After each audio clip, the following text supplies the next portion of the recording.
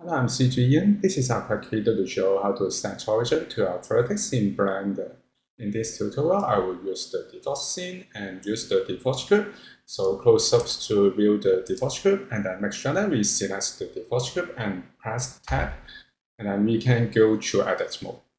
Next, we make sure that we use the vertex selection and then we can select one vertex and then press Shift S. And then we can go down to bottom, we can find cursor to select it. So see, and then we can move 3D cursor to vertex.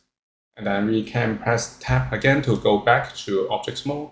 And then we can use right click and then use origin to set origin to 3D cursor.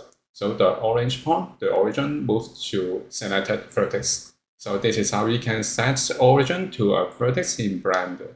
Thank you for watching this video. Hope this helped. Please subscribe to the channel. More video will share with you. I'm Ian. See you in the next video.